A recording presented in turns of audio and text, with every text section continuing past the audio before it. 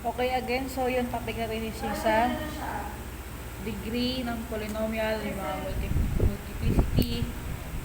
Okay, so ulitin lang natin yung topic natin nakaraan.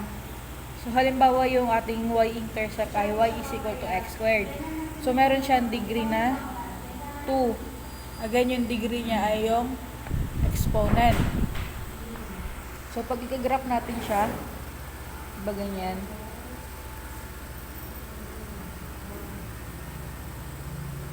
So, dahil positive siya, positive 2, yung starting point niya ay sa taas. And then, yung end point niya ay sa taas din. Kasi, di ba, ito yung positive. So, yung quadrant 1, quadrant 2, quadrant 3, and quadrant 4. So, ito ay positive, positive, negative, negative. So, since positive siya, alam na natin na yung kanyang end point ay positive. So, i-graph natin siya. Ayan. So, paano naman kung negative? So, y is equal to negative x squared. So, again, yung degree niya ay 2. And then, siya ay negative.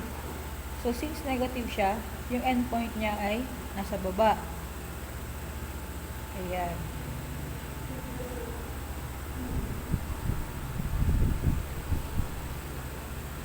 Okay, next. So, paano naman kapag 1? So, halimbawa, y is equal to negative x.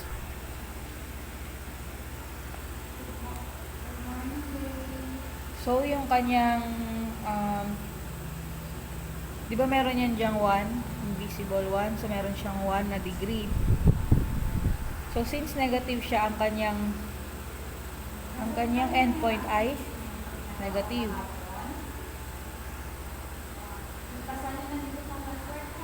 Ayan. And then, kapag positive naman, so may invisible 1 uli yan dyan, diba? So, ang kanyang endpoint ay positive. Ayan. Okay, next. Yung x cube naman. Pag 3 yung kanyang degree. So, halimbawa, y is equal to x cube. So, positive siya. Kaya ang kanyang endpoint ay sa taas, sa positive. So, diba yung nasabi ko nakaraan, kapag yung degree mo ay positive, yung endpoint mo ay sa taas, and then kapag yung degree mo ay negative, yung endpoint mo ay negative. So, ganito yung magiging itsura ng graph mo. Diba 3 yan? So, 1, 2, 3. Yan. So, paano naman kapag negative 3? So, y is equal to negative x cube. So, dahil negative siya, ang kanyang endpoint ay sa baba.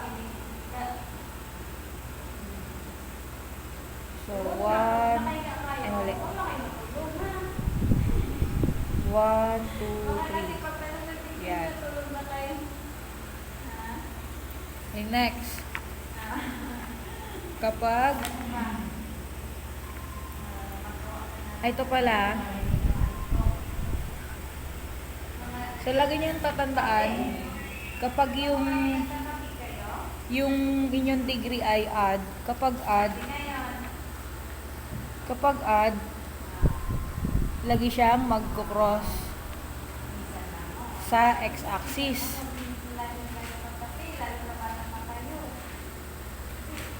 Kapag ano naman, even,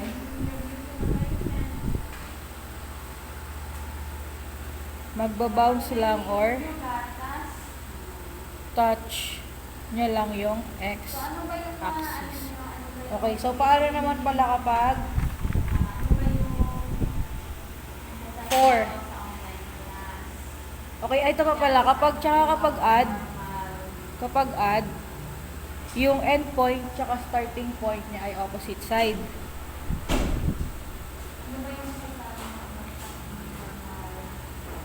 opposite side yung endpoint and starting point.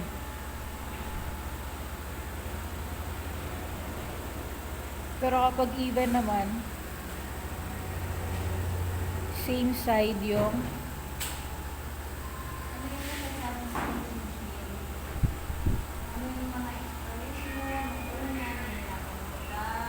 starting at saka ending point.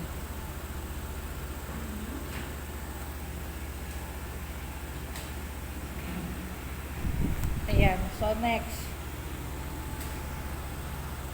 Yung y-intercept. Ayan. So, meron tayong 4 na degree. So, siya ay even, ibig sabihin, sa same side. So, alam na natin na yung starting point niya ay dito sa taas, and then, yung ending point niya ay dito rin sa taas. So, ilan yan? 4. So, 1, 2, 3, 4. Ayan. So, paano naman kapag negative? So, y is equal to negative x raised to 4. So, kapag negative,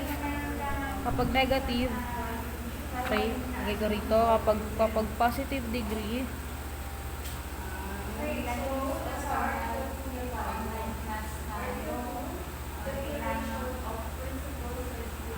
endpoint niya ay taas.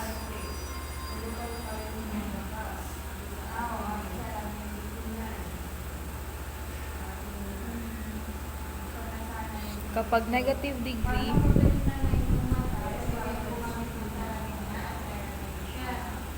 endpoint ay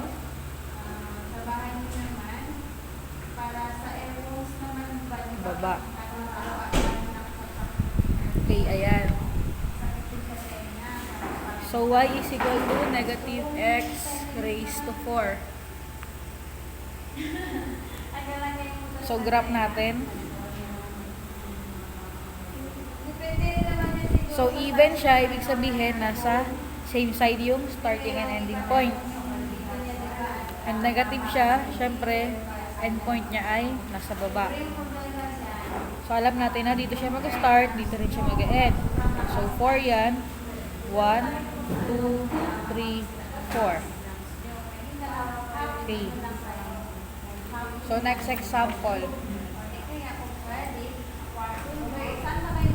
So, halimbawa, meron kang y is equal to x plus 2 times x minus 1 squared times x minus 4. Okay. So, kung yung polynomial natin is okay, so yung equation natin ay y is equal to ay, hindi, wala pa. O nga pala yung kapag yung polynomial mo ay addition, halimbawa, y is equal to x raised to 5 plus 3x cubed plus 2x squared.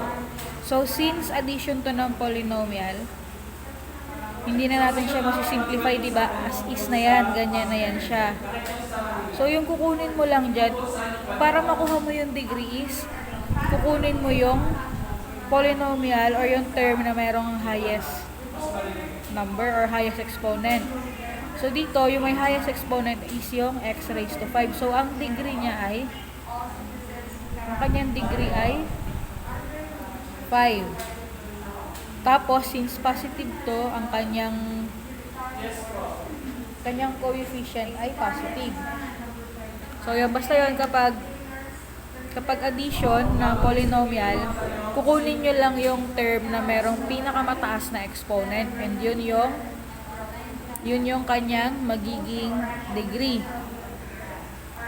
And then, kapag naman yung inyong polynomial ay multiplication, halimbawa y is equal to x minus 5 multiplied by 2x squared plus 3 and x squared plus 3x. Ayan. So, kapag ganyan naman yung inyong polynomial multiplication, ang gagawin nyo dyan is, kung naalala nyo ba yung FOIL method, multiply di ba yung first term? Di ba? Or di kaya ganito, x minus 5 tapos 2x squared plus 3 times x squared plus 3x. So, times yan, di ba? So, para multiply mo lang itong lahat ng first term. Ayan. So, x times 2x squared is equal to 2x cubed times x squared is equal to x raised to 5. Tama? X raised to 5. So, sa x raised to 5, yung exponent niya ay 5, which is yun yung degree. So, dito sa example, y is equal to x plus 2 multiplied by x minus 1 squared times x minus 4. So, ipag-multiply mo lang itong x dito sa x and then dito rin sa x. So, x times x times x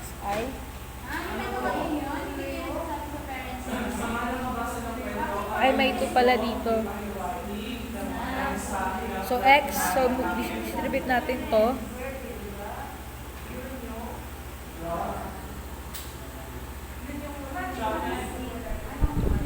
Kaya x squared pala. So, x times x squared times x is equal to x raised to 4. So, ito yung kanyang degree. Okay, so anong next natin gagawin? Yung next natin gagawin is i-equate natin to sa 0. So, ilipat natin tong si y. Ilipat natin siya dito. I-equate natin siya sa 0. Magiging 0 is equal to x plus 2 multiplied by x minus 1 squared multiplied by x minus 4 minus y. Ayan. So, ang gagawin natin next is isa-isahin muna natin. So, 0 is equal to x plus 2. 0 is equal to x minus 1.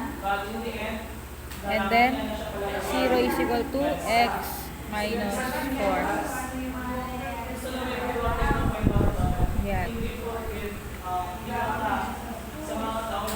Tapos, anong sunod na gagawin? So, ilipat natin tong si 2 para makuha natin yung si x. Magiging x is equal to negative 2. Then, ganun din dito. X is equal to 1. And then, ito ilipat din natin. Magiging x is equal to 4. Ayan. So, i-graph na natin siya. I-graph muna natin siya. So, ito si x-axis and ito si y-axis. So, graph natin. 1, 2, 3, 4. 1, 2, 3, 4. And 1, 2, 3, 4. 1, 2, 3, 4. So, x is equal to negative 2, negative 1, negative 2. Ito. And then, positive 1. And then, positive 4. Okay, so sabi ko kanina, sana yun? Ito. Kapag add yung number, it will cross the x-axis. So, parang ganito. Kapag add, magkocross siya sa x-axis. Magkocross siya or basta ganyan, magkocross. Pero kapag naman even, bounce or touch lang yung x-axis. So, magbabounce lang siya. Halimbawa, ganyan. babalik, or touch. Parang ganun. Okay. Sana yan. So, i-graph na natin siya.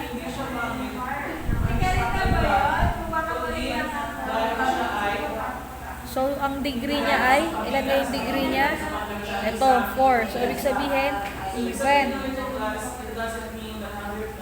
So, ang ibig sabihin niyan, di ba, degree yung 4 niya, positive. So, ano yun?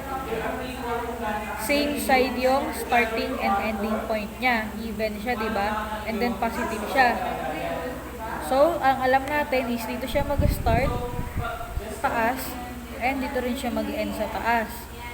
So, start natin. So, negative 2. Ayan. Start natin dito. And then, yung sa multiplicity niya ay yung tinutukoy ko pala na ano na add even na magbabounce. Ito yung sa kanyang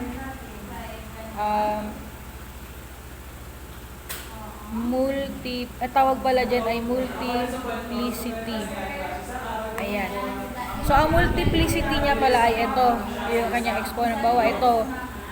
So, di ba meron diyang invisible 1? And then ito, yung 2. And then 1. Okay?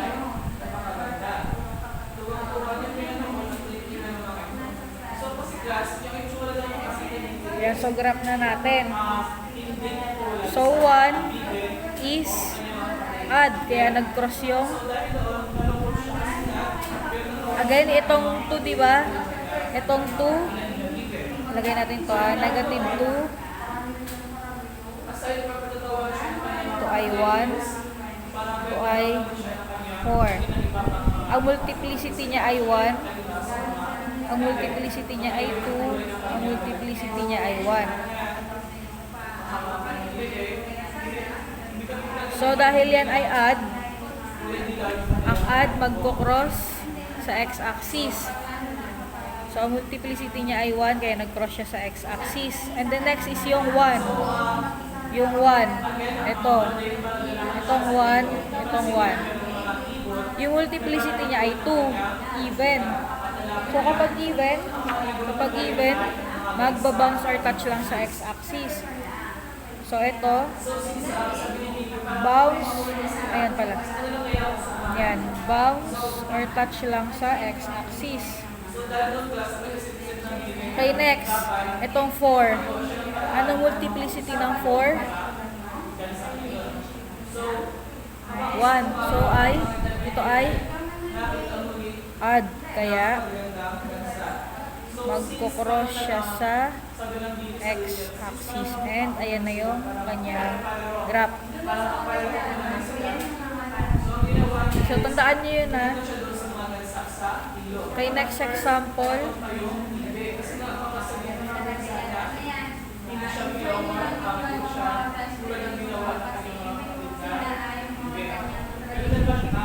So, yung next example ay y is equal to negative 2 multiplied by x minus 3 x plus 1 cube multiplied by x plus 4. Okay, so unang gagawin natin is hanapin yung kanyang degree. So, anong degree niya? Ayan, multiply natin yan. So,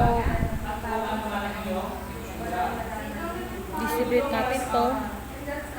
So, x multiplied by x cube multiplied by x. So, x times x cube, x raised to 4 times x is equal to x raised to 5.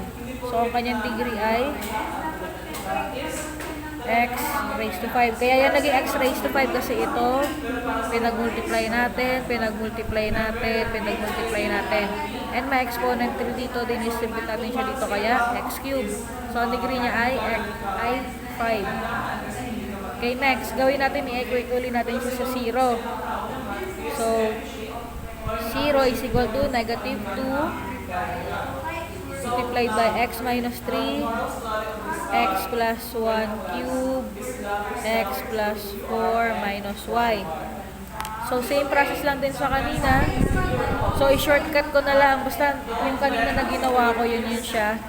So, ito ay magiging 3.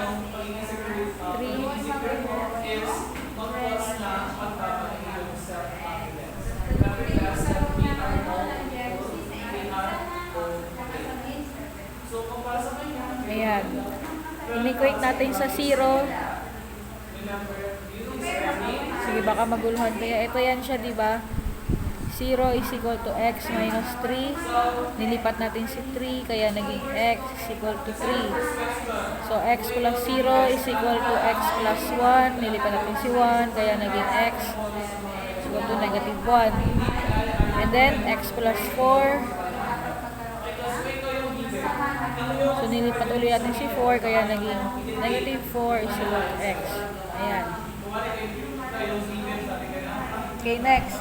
So, note yung is yung multiplicity niya. So, ito, si 3, ang multiplicity niya ay si 1. Kasi di ba may invisible 1 na yan dyan. And then, yung multiplicity ni negative 1 ay si 3. Multiplicity ni negative 4 ay 1. May invisible 1 dyan, di ba? So, i-graph natin.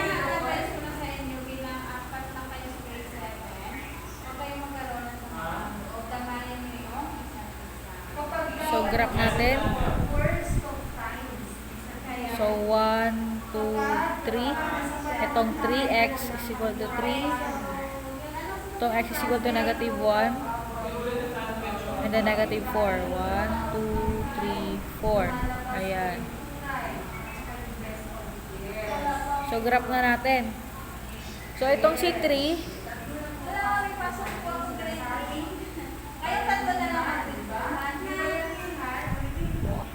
So, ang kanyang multiplicity ay 1, ito 1, 3, 1. So, ibig sabihin lahat yan ay add.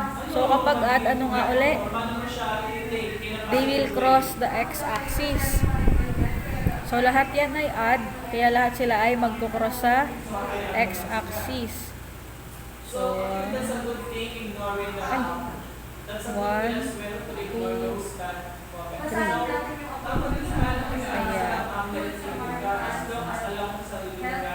So, ayan po yung kanyang graph. Okay, next. Last one.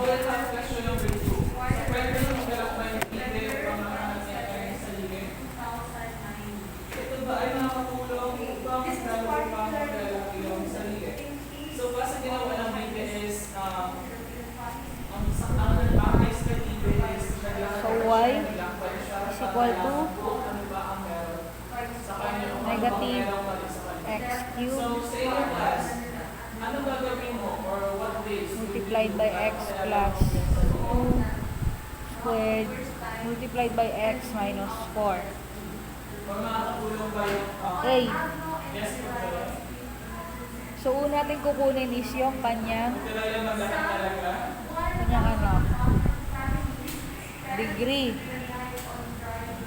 So, x cubed multiplied by x squared kasi ito, distribute mo dyan, multiplied by x. So, x cubed times x squared is equal to x raised to 5.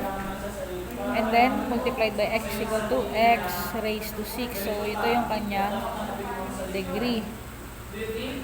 Okay, next. Next is, kunin natin yung kanyang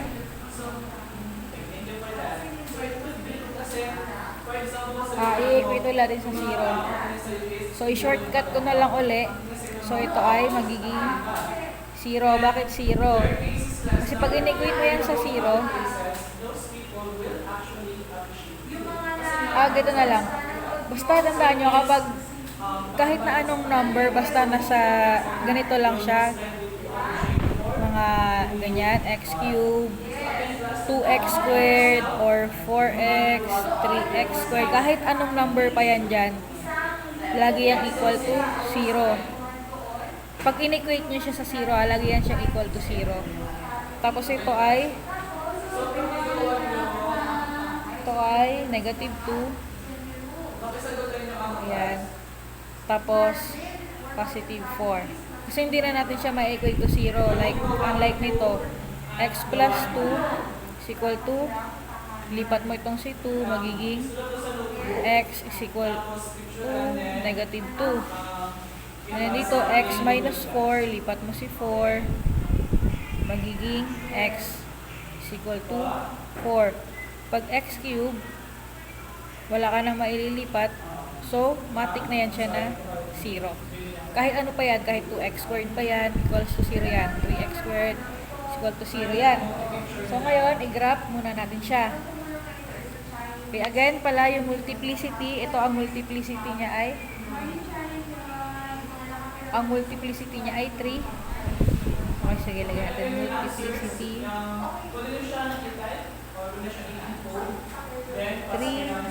Ito naman ang multiplicity niya ay 2. Ayan na yung squared. Then ito naman ay may invisible 1 dyan. Multiplicity niya ay 1. So, graph natin.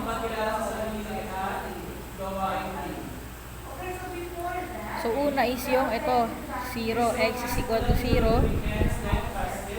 And then, x is equal to negative 2. Ayan, negative 2. And then, positive 4. 1, 2, 3, 4. So, graph natin. So, ang kanyang degree niya ay 6. Diba? 6 yung kanyang degree. Ibig sabihin, ito ay even. Ibig sabihin, nasa same side lang. So, kapag